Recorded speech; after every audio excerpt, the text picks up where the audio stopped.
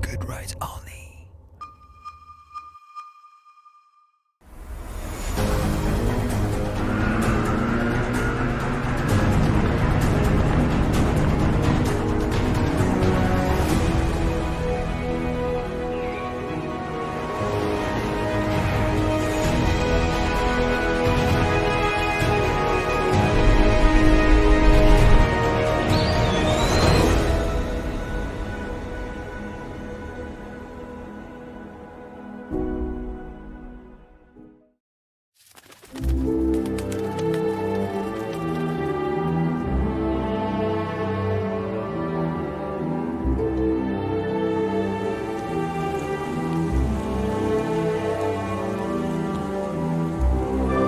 Te rappelles-tu de la première fois où tu as pris conscience que tu étais un être mortel ? C'est pas une question idiote. Moi, je m'en souviens comme si c'était hier. Un jour de 1996, j'avais 12 ans, je regardais un classique du cinéma avec ma famille et j'avais les yeux obsédés par l'écran.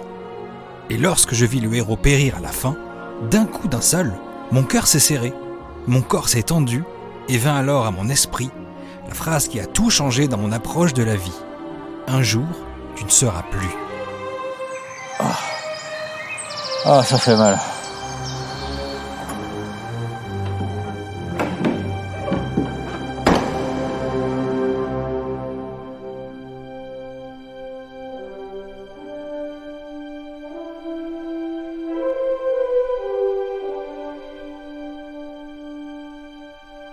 Je ne crois pas en l'existence de Dieu. Enfin, pas vraiment. Mais depuis cette histoire, le souvenir ne m'a jamais quitté, à tel point que j'en ai fait religion. Drôle pour un non-croyant. Sans rire, je veux dire par là que ça me colle à la peau comme un dogme.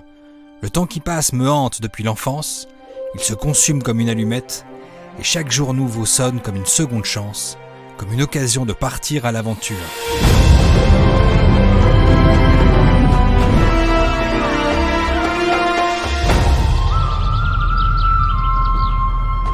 La terre, la mer, la ville sont les 3 épisodes dans lesquels je vais te montrer à quel point il est primordial de sortir découvrir le monde avant que la vie ne t'en empêche, avant qu'il ne soit trop tard.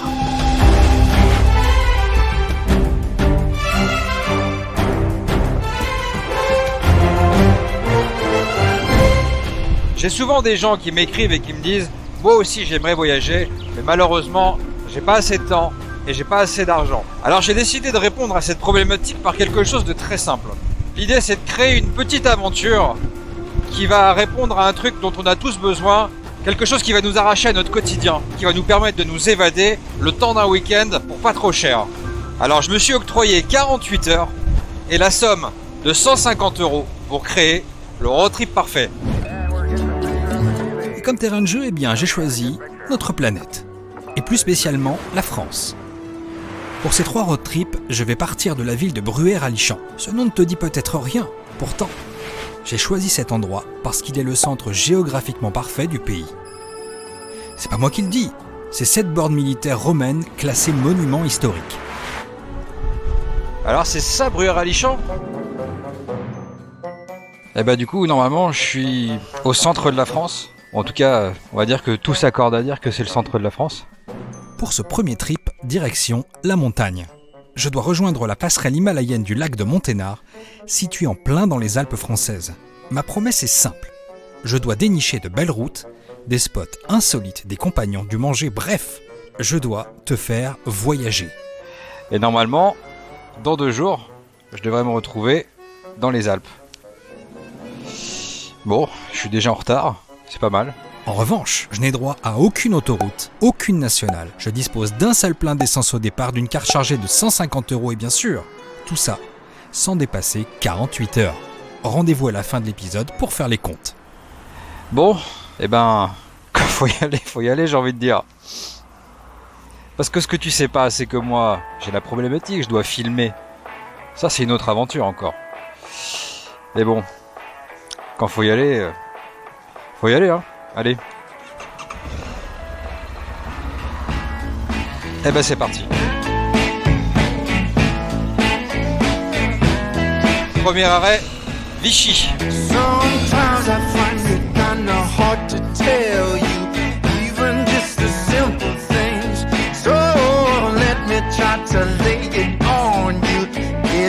just in case you're wondering, when you get swept away.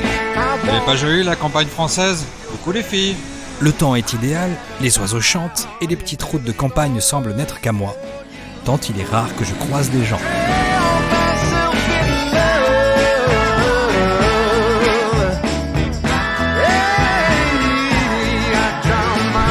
Bon, je viens déjà de perdre une barre d'essence. Donc je suis un peu en panique et j'espère que ça va pas filer trop vite.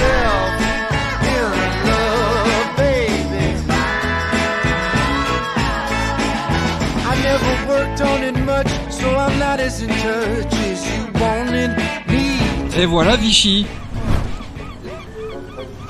Alors c'est la première fois que je viens ici. Bâti sur les bords de la rivière Allier, à la limite de la plaine de la Limagne et de la montagne bourbonnaise, Vichy est connu dès l'Antiquité pour ses sources. C'est ici que je fais mon premier stop. Et ben voilà, on va visiter un petit peu Vichy. En marchant dans les rues, je découvre une architecture type Art Nouveau magnifique. Si vous passez par là-bas, je vous conseille le passage Gibouin, une petite allée commerçante traille-canon. Bref, Vichy, ça a l'air d'être validé.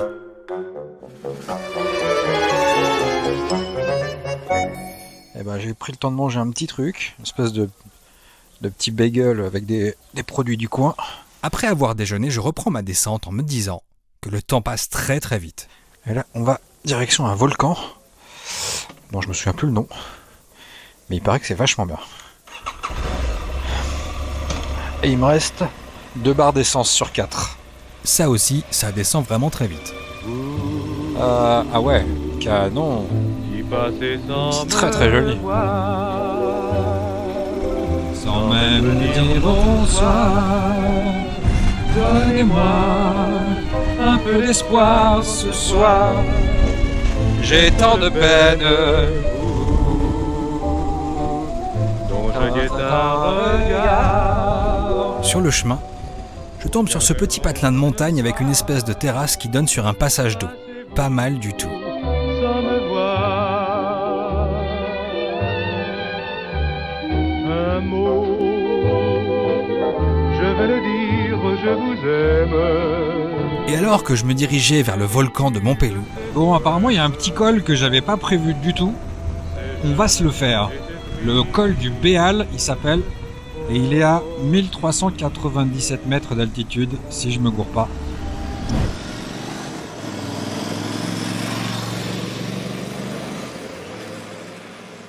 La température... Oh putain, il y a de la neige. Oh merde. Ah là, il y a bien de la neige. La température a baissé d'au moins 6 ou 7 degrés. Ah, pour le coup, c'est pas moche, hein. et il faut croire que ce hasard allait se transformer en très, très belle surprise.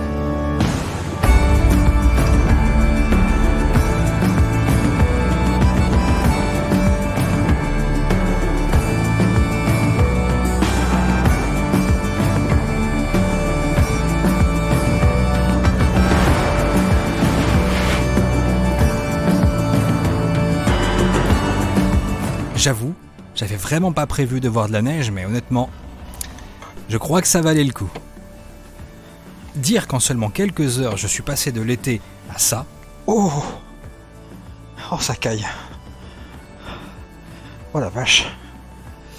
Je ne sais pas si le bonheur existe, mais cette neige en a diablement le parfum.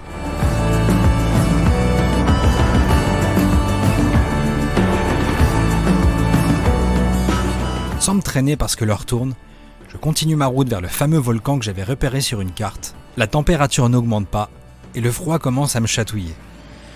Et alors que je ne m'attendais à pas grand-chose, je tombe sur un volcan absolument désert.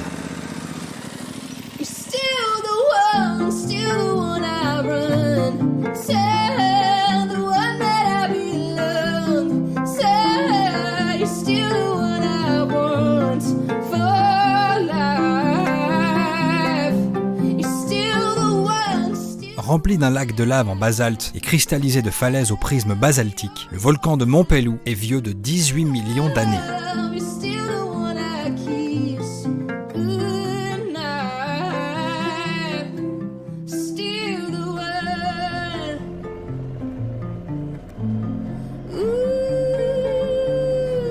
Pour dormir ce soir, j'ai donné rendez-vous à Greg et son ami via les réseaux sociaux dans une petite cabane ardéchoise à 1400 mètres d'altitude. Mais d'abord... Bon, je pensais pas que j'allais faire un plein d'essence dès la première journée. Je pensais que le plein allait me suffire. Mais bon. C'est pas grave. Allez, on va voir combien ça va me coûter cette affaire. Après encore 1 heure de route dans le froid et une ascension extrêmement glaciale, je finis par arriver à la cabane qui est juste minuscule. Putain, mais quelle horreur, putain! Pas encore!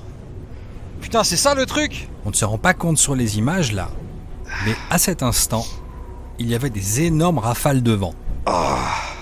Impossible de tenir en équilibre.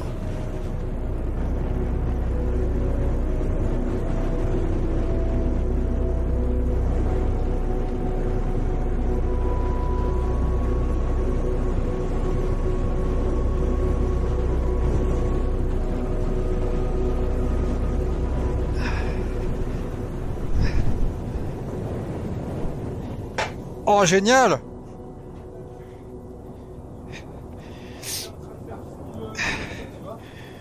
Trop bien! Oh putain, c'est une horreur. Ah mais y a pas moyen, on dort tous là-dedans, on se démerde. Greg et Tony auront sauvé ma soirée en ayant ramené des pommes de terre, du fromage et du vin, ingrédients parfaits pour me réchauffer rapidement. J'étais juste frigorifié. Mais il n'y avait rien de plus satisfaisant que de partager ce petit bout de soirée au milieu de nulle part, dans l'obscurité de l'Ardèche.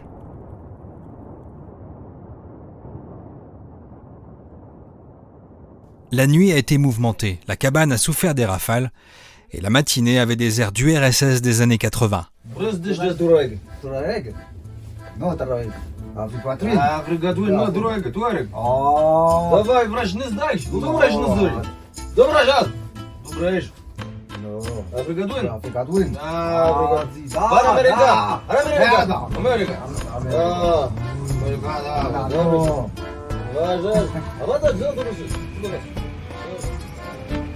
Après avoir fait leur pactage, les gars reprennent leur route pendant que je me pose un instant pour me refaire un café.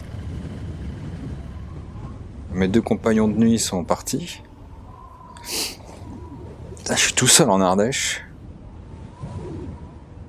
La meilleure des récompenses pour moi, je crois que c'est quand j'apprends que ça a donné de l'impulsion au moins à quelqu'un ce que je fais.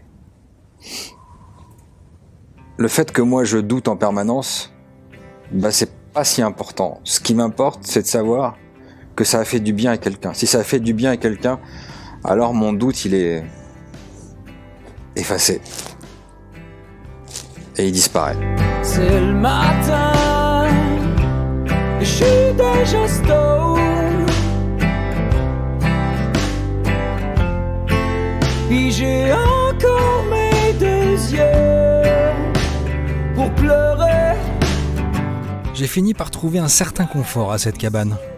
Mais bon, il faut pas que je traîne. Ce soir, je dois être à mon spot final. Ah, les températures sont en train de remonter. 9 degrés, ce matin j'avais 2. Le soleil aussi est en train de remonter, donc ça c'est vraiment trop bien. Très agréable. Du nord au sud, les sols, le climat et la végétation de l'Ardèche sont bien différents. Caractérisé par sa grande variété de milieux naturels et de paysages, le département s'étend sur un escarpement de plus de 1000 mètres de dénivelé séparant le haut plateau du Massif central et la vallée du Rhône.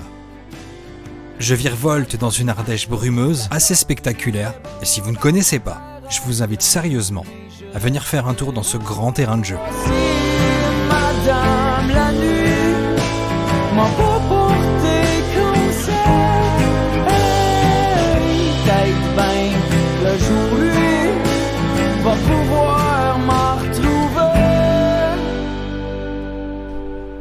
Après avoir fait une bonne pause pour manger, je suis reparti pour déjà presque terminer ma descente. Eh oui, déjà. Je me suis rendu compte que par peur que mon trip ne tienne pas dans 48 heures, j'ai un petit peu trop chargé le premier jour. Mais bon, c'est pas bien grave, parce qu'on a quand même vu du pays.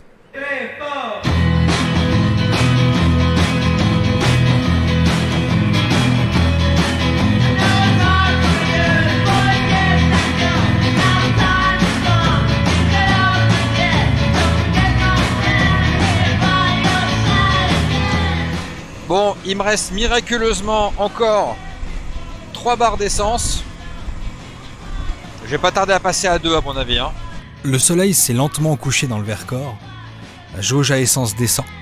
Et j'ai décidé d'improviser un petit bivouac pour profiter de mon dernier spot le matin. Je n'ai encore aucune idée de ce à quoi ressemble la passerelle. J'espère m'en prendre plein la figure.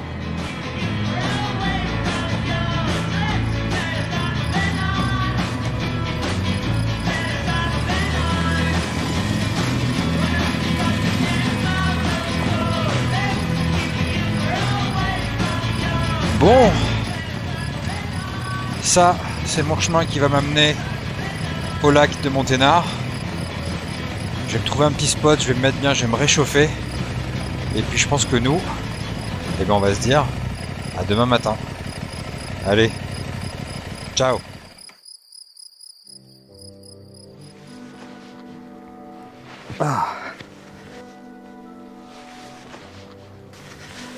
Alors, qu'est-ce que ça donne? Ah ouais, quand même. Eh ben mon pote, le moins qu'on puisse dire, c'est que ça valait le coup. Allez, on va aller voir ça de plus près. Eh ben, c'est pas une mince affaire pour y accéder à ce truc. Eh ben dis donc. Ah ouais, incroyable. Oh, c'est magnifique.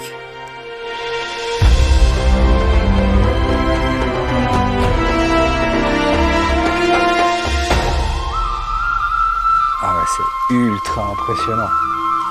C'est un truc de fou furieux.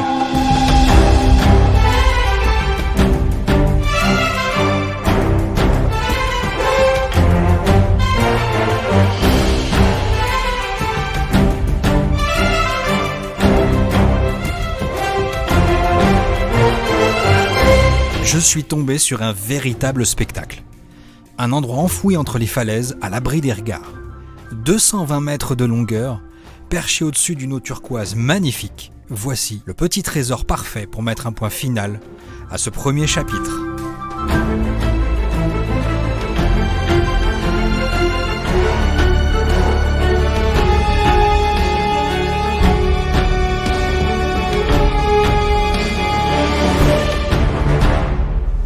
Et ben voilà, ma mission est remplie.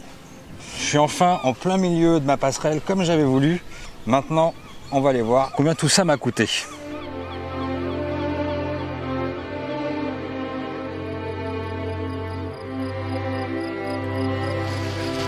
C'était pas mal, hein. Ah là là, la passerelle à la fin, là, c'était vraiment magnifique. Il n'y a rien de mieux qu'un bon feu pour se sentir comme à la maison. Bon, quel est le bilan de cette première aventure?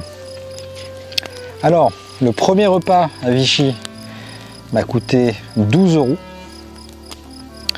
Ensuite, j'ai fait un plein d'essence le soir avant de retrouver les gars qui m'a coûté 30 €.